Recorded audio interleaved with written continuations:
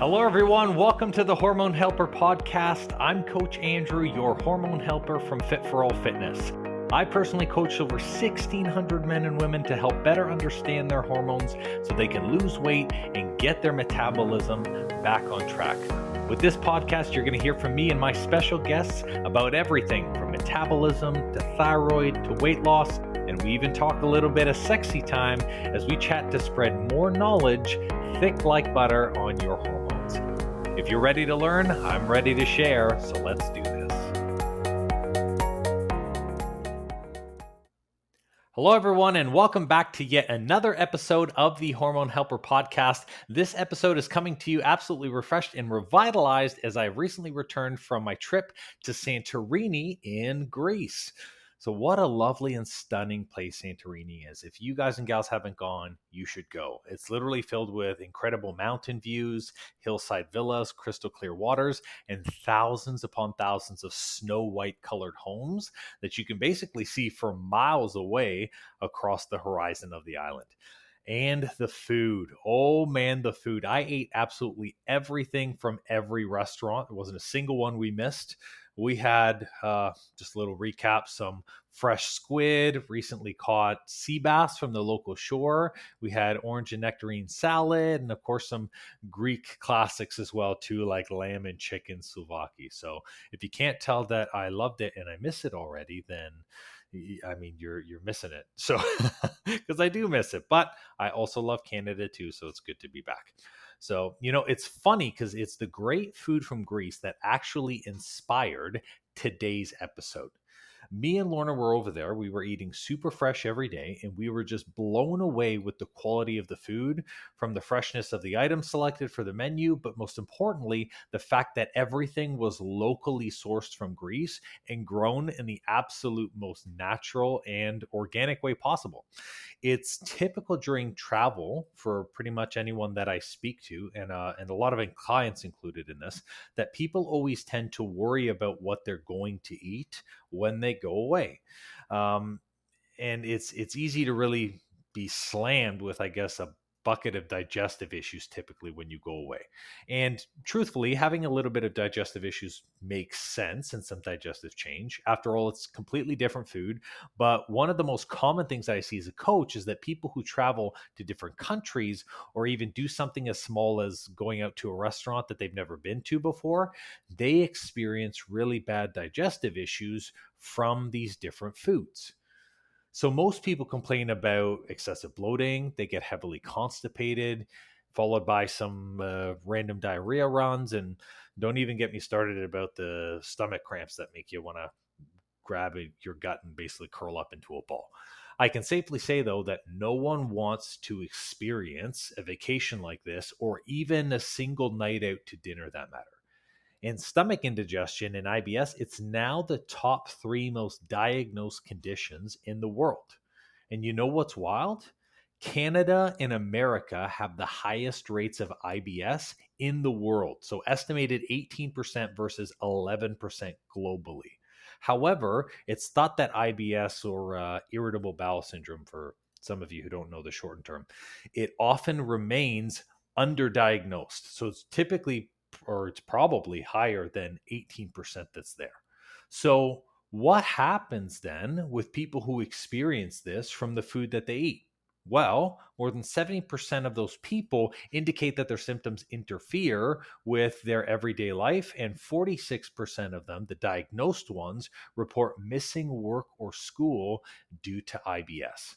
So you heard me right. People have such bad stomach issues eating food that they have to miss days work, or they've got to call in sick and they got to stay home. So why did Greece make me think of this issue?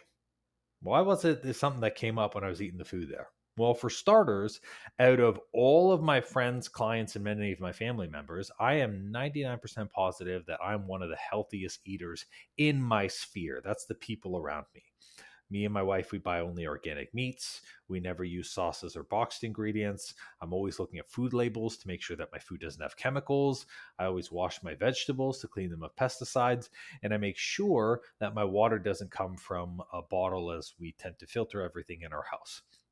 But even still, even with all of that, there are still days in Canada where my digestion takes like a wild ride after going to a restaurant, or me and my wife experience bloating after eating some meal with a night out. So what gives, right? Healthy food shouldn't make you bloated, right? And if you're already buying organic, you shouldn't have any problems with your stomach at all. But in truth, that's not the case. So here's the issue, and it's the thing that I want to talk about today. It's that our food quality is really poor, and the pesticides that we use are becoming built up and they're getting stuck in our bodies. So you see, the food that we buy and eat in Canada and the USA, it's nowhere near what you can get in Europe or countries like Australia. So as I dug down to do some research for this episode, because I always research things to make sure that I'm not missing anything, I found out a couple things, and some of them which made me say like, holy crap, really? So, for starters, in the EU, which is all of Europe, Australia, and Switzerland, I added to this, they have completely different laws governing what goes into their food so they can make it safe for their people to eat. So, in those countries, they require by law that you provide documentation and sourcing on how each ingredient is good for you and how it can make you healthy. So, whether it's a supplement that someone's buying at the store, a loaf of bread that somebody's packaged and put on a shelf, or even some locally farmed vegetables, you need to send in documentation and prove that the food is actually good for you to consume. This concept is actually done the exact opposite in Canada and the States with the FDA. In countries like Britain, if I can recall, as the only thing required from ingredients on food labels is whether or not they cause harm to you. So just think about that for 1 second.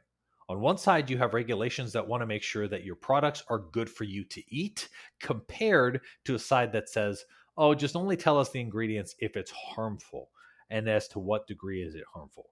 So, on top of this, you have the pesticides used to keep the food from growing and free from bugs. So, while I've talked about endocrine disrupting chemicals on the podcast before, pesticides operate differently with the body, and it's something that we should start taking seriously as a human race if we don't want these high level of chemicals to start continuing to build into our blood.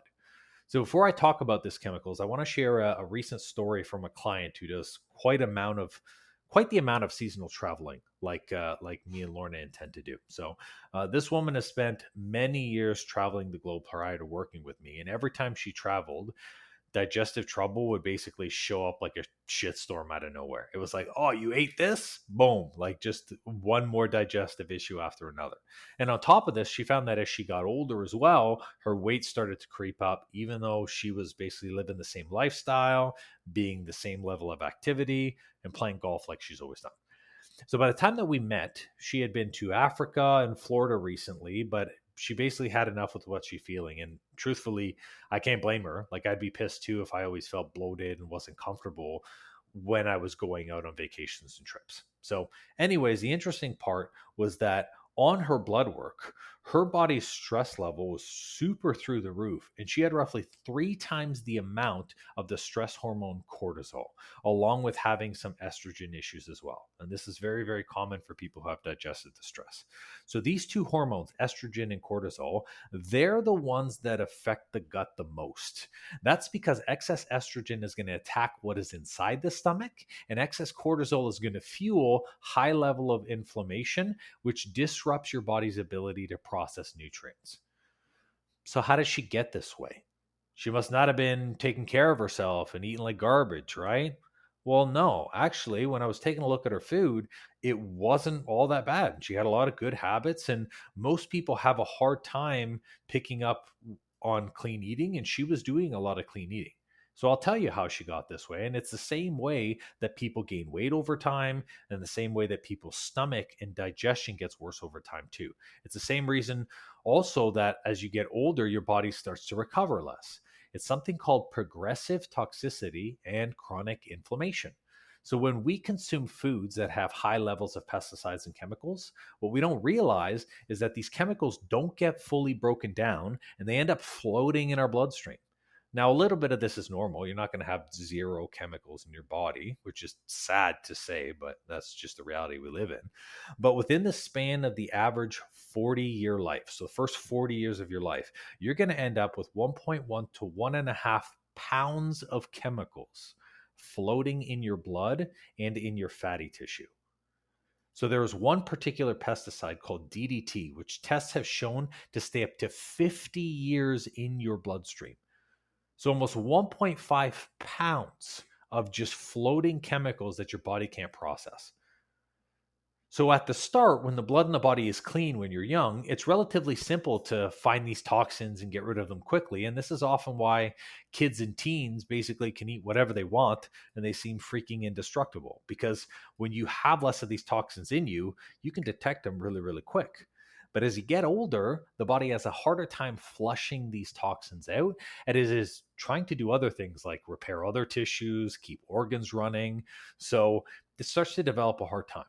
Right. You guys know that I like my car analogies. So I was thinking about this for a bit. So I want you to think of it like a 1991 Honda Civic.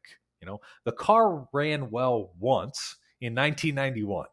But if you still have the car now, it most likely leaks from every bloody hole imaginable. And when you open the hood, okay, like some of the Hondas I've come across, it runs on hopes and dreams at this point at a car at that age. So I'm sure the gas mileage on the car is crap as well. And if you get the picture, it's easy to say that the car's pretty much seen better days. So when your stomach and your immune system is compromised like this, putting super healthy premium octane food into your tank doesn't really fix the issue, does it? No. There's been too much damage done at this point, and this is why eating healthy for most people doesn't change their bloating, their stomach cramps, or even help with weight loss, because at this point, your body's just trying to hold itself together like that 1991 Honda Civic. Now, let's talk about the chronic inflammation. So, this is the what's the best word for this? The rusting process that the body has. So over time, as people consume really toxic things or put ourselves under a bucket ton of stress, we tend to do more damage than we can actually repair in one single day. So, in using our little car example here, this is why cars have maintenance. You clear the crap out of the brakes. You might rotate your tires to make sure they don't wear unevenly. And you put fresh spark plugs to keep the car running healthy, along with you change its oil. So, this is a car's way of getting rid of the buildup of chemicals and toxins that could potentially cause damage to your car, to you. And to do this for yourself, you have to have a healthy hormone panel to be able to do the maintenance work required and to remove all of the inflammation in your system. Now, if your hormones for any reason can't deal with the inflammation of the day, then your hormone cortisol is supposed to temporarily kick in so you can operate even though there's a little bit of inflammation there. This is like a mechanic doing a temporary fix and telling you, hey, look, you can take the car, but only on short trips and then bring it right back. Like there's a spare on here. Don't go driving it on the highway. So the temporary fix in our body is cortisol, and it provides, and what it's supposed to provide for isn't meant for long-term use. And that is why even high cortisol levels start to make you feel bad because you're running it when it's not running properly. So what can be done to fix this inflammation and to get rid of the toxins that's floating in your system? Well, I'll give you some insight as to what I started with my client, and you can do these two things starting pretty much today to make sure that the toxins moving forward don't end up creeping back into your eating and into your bloodstream. So, starting number one, I want you to start washing your carbs, your vegetables, and your fruits. And you're going to wash them with vinegar and sea salt. Yep, good old vinegar and sea salt. So you add just basically 1 cup of white vinegar to a bowl of hot water and just 1 tablespoon of sea salt. And then you're going to allow your veggies to soak for about 15 minutes. And same thing with the other food items. And don't worry, you're not going to do this for each separate vegetable. Like this mixture that you make, you're going to use it for basically the same grocery trip run. So all the groceries that you get from that single trip, you're going to use that same level of water. So the way that I like to do it is I basically clean all of the food right before I put it into the fridge. And that way, anytime I need to grab a fruit or I want a veggie quick on the fly, I know that everything in my fridge is clean. So it's basically done right off to the grocery trip. And then when cooking my carbs and potatoes from my cupboard, I know that they're already clean as well. So I like to do it right after. Now, if you guys are like, how do I dry it? I mean, you can just lay it out on a kitchen table or hand dry each piece. So, although this trick is super simple, it's incredibly effective for a couple of reasons. So, firstly, it breaks down bacteria that's on the food and it prevents it from growing. So that's a plus because a ton of people have touched it during transport. So you're not going to get sick or you're not going to have a hard time with your immune system having to work to fight off all these foreign antibodies. But the main benefit of this is the second thing for the vinegar and salt cleaning, is that it helps break down the chain of pesticides that are used to preserve food. So all of the pesticides that stay on food, it basically acts as an acid and it slowly melts and weakens the pesticide so it doesn't stick to the food. Meaning once you give it a gentle rinse afterwards, you know that your food's going to be a whole lot cleaner and better for you to digest. Okay, so basically, do that salt and that vinegar rinse, and then everything will come off the food. Now you're going to say, what about the stuff that they pump inside the things? No, unfortunately, there's nothing that cleans the inside of the food. So I still, of course, encourage people to buy organic or know where you're getting your food sources from. But if you're buying just vegetables or different types of carbs from stores, then this is the best way and the most effective way to get off all of the pesticides. Now, the second thing, which I told my client to implement basically ASAP, that woman who travels a lot, is to start reducing inflammatory foods, which you should do too. So, when a person's digestive system is super compromised, like what we've been talking about already in our examples, eating foods that are really inflammatory actually hurt your chances of digesting your clean, healthy food. So, we don't want that. We just wash these bloody clean vegetables after all, so there's no point in ruining the digestion.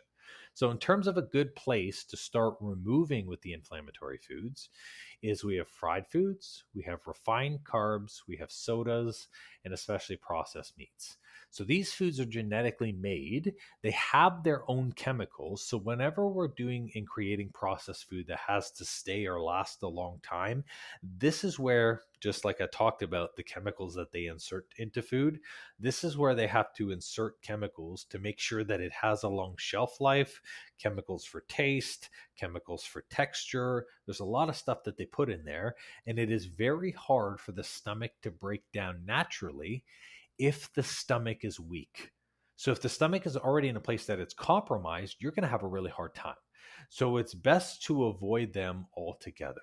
Now, a funny thing with these foods, and kind of unrelated but important, is that the majority of hunger and cravings comes from these foods I just listed because the body can't actually get enough nutrients out of them. So if the body finishes digesting something that it has no way to process energy from, so these foods are super, super chemical based and the body attacks it instead of digests it, what ends up happening is if you don't get the energy you need, the body has to start the digestion up again, and that's why the hunger comes back. So when you eat junk food and the hunger returns, or when you eat something sugary and then you get the other craving that comes an hour or two later, it's because you actually didn't get enough energy from what you were eating, and that's the change which is there. So the best part about cutting these foods out is you're going to feel fuller for longer, and your energy level and your thyroid is going to thank you because it's not going to have to focus on healing your gut all the time. So at the end of the day, removing inflammatory foods is about giving your stomach the best chance that it can have at improving and healing itself. That's what you're looking at to do with that.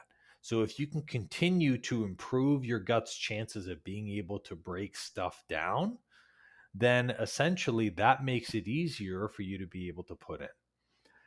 So that's a huge one. Okay.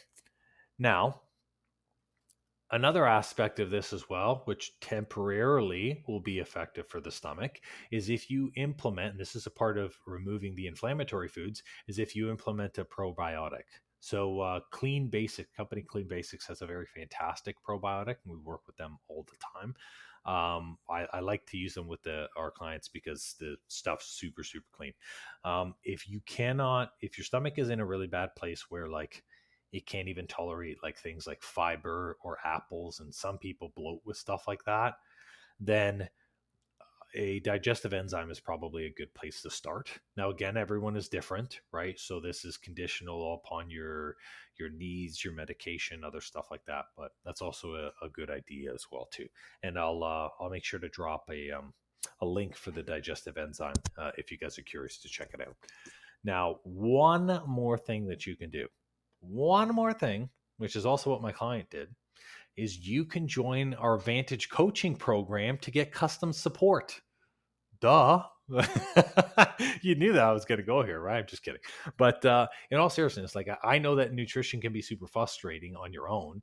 And I know what it's like going back and forth between reading a million recipes and checking out a tracker like MyFitnessPal. Nutrition is super overwhelming, and you can never seem to work out nutrition numbers right by yourself.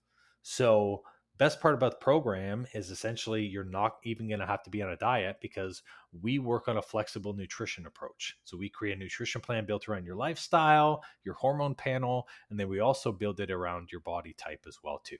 So I'll drop a link to the program in the show notes, but for more info on it, you can check out our website at www.fit4allfitness.com.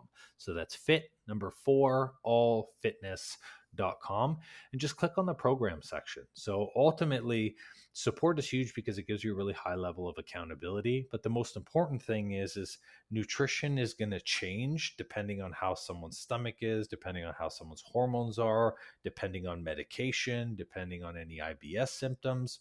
So with that, when we're building out these plans, it's really making sure that all these issues are put on the front burner. You're looking at everything, and then you've got a game plan for you. So all of our programs, by the way, not just our Vantage coaching program, all of our programs have custom nutrition processes for them. And that's because for me personally, people cannot be on the same plan. It just doesn't work. I don't know how many times people go onto bodybuilding.com or they're checking like WebMD and they're looking at these generic plans, and it'll actually end up hurting your hormones than helping you. So I know, I'm sure many of you guys and gals have done that before. It just doesn't work. So everything is completely custom for us. And that is a good option if you're just in that place where you're really overwhelmed and you're like, I just want my action steps. I want to apply the plan, and I want to learn actually how to start eating right for my body type. So that is everything. So if you're looking for support, take the initiative and get your butt rolling. Go on to our website.